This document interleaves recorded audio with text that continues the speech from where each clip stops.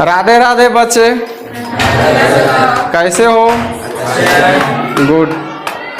तो देखो, तो आज हम पढ़ेंगे नौबत खाने में इबादत, और ये पाठ से जो भी संबंधित प्रश्न था हम उसके बारे में कुछ जान चुके थे। अब हम यहाँ पे नौबत खाने में इबादत, इसका ऑब्जेक्टिव क्वेश्चन क्या करेंगे, डिस्कस करेंगे। अब ये नौबत खाने में इबादत एक व्यक्तिगत चित्र है, जो इसके बारे में पढ़ चुका है वो ऑब्जेक्टिव क्वेश्चन उसके लिए क्या है, बनाने में बहुत आसान है। तो यहाँ पे एक क्वेश्चन है, अब हम बारी से इस क्वेश्चन को देखेंगे ऑब्जेक्टिव क्वेश्चन के रूप में। तो फर्स्ट क्वेश्चन मेरा क्या कह रहा है कि नौबत खाने में इबादत किसकी रचना है। हम पढ़ा चुके हैं कि नौबत खाने में इबादत किसकी रचना है, तो हम बताएंगे बाबू किसकी रचना है, यतेंद्र मिश्र की। किसकी रचना है, यतेंद्र मिश्र की। अब दूसरा का क्वेश्चन है कि नौबत खाने में इबादत पाठ के केंद्र में है। नौबत खाने में इबादत पाठ के केंद्र में है। तो जो पाठ का जो केंद्र होता है, जिसको हम मुख्य पात्र भी कहते हैं, तो इसका आंसर कौन होगा बाबू, बिस्मिल्लाह खां। कौन है, बिस्मिल्लाह खां। बिस्मिल्लाह खां का जन्म कहाँ हुआ था, बिस्मिल्लाह खां का जन्म कहाँ हुआ था। तो बाबू हम बताए थे कि बिस्मिल्लाह खां का जन्म डुमराव में हुआ था। कहाँ पे हुआ था, डुमराव। और डुमराव कहाँ पे पड़ता है, बिहार में पड़ता है। डुमराव कहाँ पे पड़ता है, बिहार। बिस्मिल्लाह खां का जन्म कब हुआ, तो बिस्मिल्लाह खां का जन्म कब हुआ बाबू, 1916 ईस्वी में। एग्जाम में आएगा कि बिस्मिल्लाह खां का जन्म कब हुआ, तो हम क्या बताएंगे, 1916 ईस्वी में। बिस्मिल्लाह खां का बचपन का नाम, बचपन का नाम समझता है ना, हाँ। तो पूछ रहा है कि कमरुद्दीन। बिस्मिल्लाह खां का बचपन का नाम क्या है जी, कमरुद्दीन। हाँ, कमरुद्दीन। बिस्मिल्लाह खां का रियाज के लिए कहाँ जाते थे। देखो, बिस्मिल्लाह खां ये रियाज करने के लिए कहाँ जाते थे, तो हम लिखवाए हैं बालाजी के मंदिर। कहाँ जाते थे जी, बालाजी के मंदिर। और बालाजी का मंदिर कहाँ पे स्थित है, काशी में। कहाँ पे है जी, काशी में। काशी में बालाजी का मंदिर भी है और विश्वनाथ जी का भी मंदिर है। तो बिस्मिल्लाह खां दर्शकों से कौन सी दुआ ईश्वर से मांगते थे। ये जब भी बालाजी के मंदिर में जाते थे ना, तो हमेशा ईश्वर से क्या मांगते थे, सच्चे सूर की नमत, मतलब कि सूर बख्श दे। क्या बख्श दे, सूर बख्श दे। भारत रत्न बिस्मिल्लाह खां कब नवाजा गया, तो कब बाबू, 1980 ईस्वी में। बिस्मिल्लाह खां का निधन कब हुआ, तो 21 अगस्त 2006 ईस्वी को।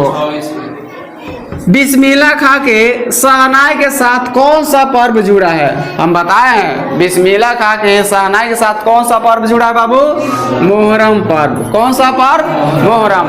और मुहर्रम का मतलब क्या होता है, शौक होता है। क्या होता है, शौक। ठीक है। अब देखो, तो सुशीर बांधों में शहनाई की उपाधि प्राप्त है। तो सुशीर बांध क्या होता है, तो हम शहनाई को कहते हैं। किसको कहते हैं बाबू, शहनाई को, जो फूंक कर बजाए जाते हैं। थत पगली भारत रत्न हमको शहनाई पे मिला है, लुंगिया पे नहीं, अपने शिष्य से किसने कहा, किसने कहा जी, बिस्मिल्लाह खां ने कहा।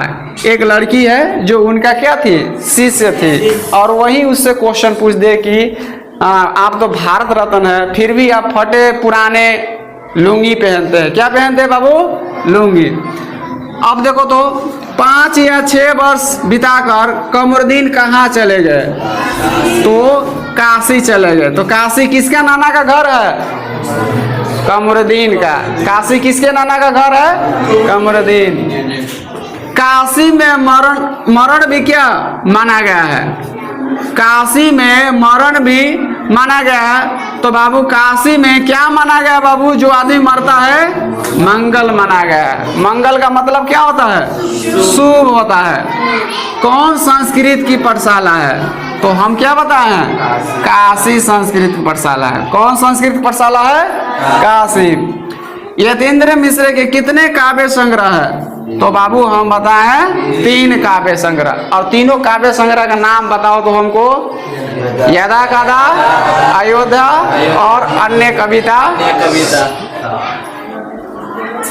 शहनाई किस प्रकार घास से बनाई जाती है? तो बाबू किस प्रकार घास से? नरकट से बनाई जाती है। और ये जो नरकट का जो पौधा होता है ये कहाँ पे पाया जाता है?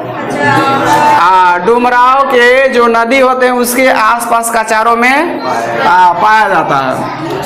अब यहाँ पे पूछ रहा है कि अरब देशों में शहनाई को क्या कहकर संबोधित करते हैं? तो क्या कहकर बाबू? ने कहकर। क्या कहकर? ने। बिस्मिल्लाह खां का संबंध किससे है? तो हम क्या बताएंगे? शहनाई से है। और बिस्मिल्लाह खां किसका नायक थे? किसके हीरो थे? तो हम क्या बताएंगे बाबू? शहनाई के हीरो थे। तो देखो ऐसा ऐसा क्वेश्चन बहुत सारा बनता है। जो नौबत खाने में इबादत पाठ को अच्छे से पढ़े होंगे वही इस तरह का क्वेश्चन को क्या करेगा?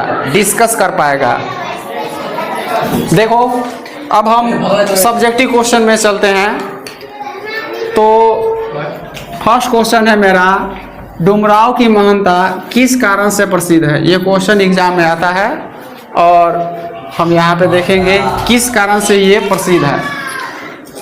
तो बाबू डुमराव की महानता बिस्मिल्लाह खां की शहनाई से है, क्योंकि बिस्मिल्लाह खां का जन्म डुमराव बिहार में हुआ था और डुमराव में नरकट नाम का एक पौधा पाया जाता है जिससे शहनाई बजा जाती है। तो देखो तो यहाँ पे डुमराव की महानता किस कारण से है? तो सबसे पहले डुमराव की महानता बिस्मिल्लाह खां से है। किससे है बाबू? बिस्मिल्लाह खां से है, क्योंकि बिस्मिल्लाह खां का जन्म कहाँ हुआ था? डुमराव में हुआ था। बिस्मिल्लाह खां का जन्म कहाँ हुआ था? डुमराव में हुआ था। और डुमराव में एक नरकट नाम का पौधा पाया जाता है। डुमराव में कैसा पौधा पाया जाता है? नरकट नाम का, जिससे शहनाई बनाई जाती है। क्या बनता है बाबू? शहनाई बनाई जाती है। तो क्वेश्चन आएगा कि डुमराव की महानता किस कारण से प्रसिद्ध है? तो बिस्मिल्लाह खां की शहनाई से प्रसिद्ध है। बिस्मिल्लाह खां की क्या से प्रसिद्ध है बाबू? शहनाई से। दूसरा का क्वेश्चन देखो तो, सुशीर बांध किन्हें कहते हैं? शहनाई शब्द की व्युत्पत्ति किस प्रकार से हुई है? तो यहाँ पे शहनाई को सुशीर बांध कहा जाता है। शहनाई को क्या कहते हैं बाबू? सुशीर बांध कहा जाता है। इसे मुंह से फूंक कर बजाया जाता है। अरब देशों में शहनाई जैसी वस्तु को ने कहकर बुलाया जाता है और दक्षिण भारत में इसे शहनाई नाम से बुलाया जाता है। अतः इस शब्द की व्युत्पत्ति विश्व में कहीं सटीक जानकारी नहीं है। कहने का मतलब जो शहनाई होती है वो सुशीर बांध होती है। कौन सा बांध बाबू? सुशीर बांध। और इसे मुंह से फूंककर बजाया जाता है। मुंह से फूंककर बजाया जाता है। लेकिन जैसे ही अरब देशों में हम शहनाई जैसी वस्तु को देखते हैं तो वहाँ शहनाई को क्या कहते हैं? ने कहकर बुलाते हैं। वहाँ शहनाई को क्या कहकर बुलाते हैं? ने कहकर बुलाते हैं। और दक्षिण भारत में इसे शहनाई नाम से पुकारते हैं। दक्षिण भारत में इसे क्या कहकर पुकारते हैं? शहनाई। तो बाबू इसका सटीक जानकारी नहीं है कि शहनाई के व्युत्पत्ति कहाँ हुआ है। तो ये क्वेश्चन आता है कि सुशीर बांध किसे कहते हैं? तो मुंह से फूंक कर बजाए वाले बांध को क्या कहते हैं? सुशीर बांध कहते हैं। क्या कहते हैं? सुशीर बांध कहते हैं। मोहर्रम पर्व से बिस्मिल्लाह खां के जुड़ाव का परिचय पाठ के आधार पर दे। तो देखो तो इसका आंसर है मोहर्रम पर बिस्मिल्लाह खां का जुड़ाव काफी घनिष्ठ है। मोहर्रम का मतलब बिस्मिल्लाह खां की शहनाई, परंतु मोहर्रम के दिन बिस्मिल्लाह खां के परिवार में कोई शहनाई नहीं बजाते थे। तो मोहर्रम एक ऐसा पर्व है जो बिस्मिल्लाह खां के साथ जुड़ाव रखता है। किसके साथ जुड़ाव रखता है जी? बिस्मिल्लाह खां। और ये जो त्योहार होता है ये शोक का त्योहार होता है। कैसा त्योहार बाबू? शोक। मतलब कि ये जो त्योहार जो होता है ना, तो 7 दिन तक ना ही कोई शहनाई बजाते हैं और ना ही कोई संगीत सुनते हैं। जैसे 8वां दिन होता है तो अपने घर से खाली पैदल रोते हुए ये बालाजी के मंदिर पास जाते हैं और शहनाई बजाते हुए। तो यही पूछ रहा है इसका जवाब। तो यहाँ पे देखो तो बाबू चौथा क्वेश्चन क्या कर रहा है कि बिस्मिल्लाह का जब काशी से बाहर प्रदर्शन करते थे तो क्या करते थे, इससे हमें क्या सीख मिलती है। तो इसका आंसर है कि बिस्मिल्लाह का जब काशी से बाहर प्रदर्शन करते थे तब वो काशी की ओर मुंह करके प्रणाम करते हुए शहनाई बजाते हैं। इससे हमें यह सीख मिलती है कि हमें अपने जन्म और कर्म भूमि को नहीं भूलना चाहिए। हम बताएं कि जब भी ये बिस्मिल्लाह का काशी से बाहर जाते थे ना, तो जिस दिशा में बालाजी और विश्वनाथ जी का मंदिर होता था उसी दिशा की ओर खड़े होकर प्रणाम करते हुए शहनाई बजाते हैं। क्या बजाते हैं बाबू? शहनाई बजाते हैं।